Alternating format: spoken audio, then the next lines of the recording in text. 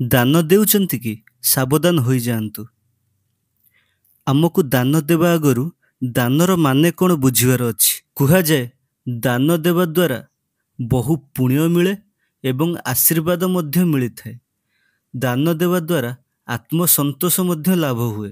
ଭିଡ଼ିଓଟିକୁ ଆଗକୁ ଦେଖିବା ପୂର୍ବରୁ ଯଦି ଆପଣମାନେ ଏହି ଚ୍ୟାନେଲକୁ ସବସ୍କ୍ରାଇବ୍ କରିନାହାନ୍ତି ତାହେଲେ ସବସ୍କ୍ରାଇବ୍ କରିଦିଅନ୍ତୁ ଏବଂ ପାଖରେ ଥିବା ବେଲ୍ ନୋଟିଫିକେସନ୍ ଆଇକନ୍କୁ ଅନ୍ କରିଦିଅନ୍ତୁ।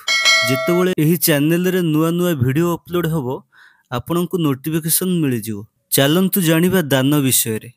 ଦାନର ମାନେ ହେଉଛି ଆବଶ୍ୟକ ଥିବା ଲୋକଙ୍କୁ କିଛି ଦେବା, ଯେପରିକି କେହି ଭୋକିଲା ଅଛି ତାକୁ ଖାଦ୍ୟ ଦେଇଦେବା, କେହି ଶୋଷିଲା ଅଛି ତାକୁ ପାଣି ଦେଇଦେବା, କେହି ରୋଗିଣା ଅଛି ତାକୁ ଔଷଧ ଦେଇଦେବା।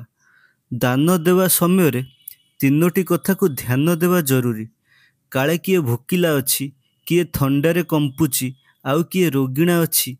ଏହିପରି ପରିସ୍ଥିତିରେ ଥିବା ଲୋକଙ୍କର ସାହାଯ୍ୟ କରିବା ନିହାତି ଉଚିତ। ଯଦି ଆପଣଙ୍କ ଦ୍ୱାରା କେହି ସାହାଯ୍ୟ ପାଇପାରୁଛନ୍ତି ତାହେଲେ ଆପଣଙ୍କୁ ବହୁ ଆଶୀର୍ବାଦ ମିଳିବ, ବହୁ ପୁଣ୍ୟ ମଧ୍ୟ ଲାଭ କରିବେ। ଯଦି ଆପଣ ପଇସା ଦାନରେ ଦେଉଛନ୍ତି ତାହେଲେ ବହୁତ ସାବଧାନ ଅବଲମ୍ବନ କରିବା ଉଚିତ।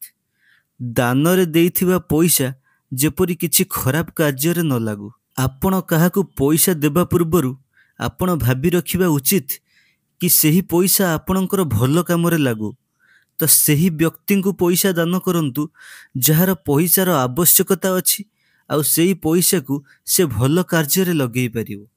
ତ ଦାନ ଦେବା ଆଗରୁ ଆଗେ ଭାବିଚିନ୍ତି ଦାନ ଦିଅନ୍ତୁ ଯେ ଆପଣଙ୍କ ପଇସା ଠିକ୍ କାମରେ ବା ସଠିକ୍ କାମରେ ଲାଗୁ।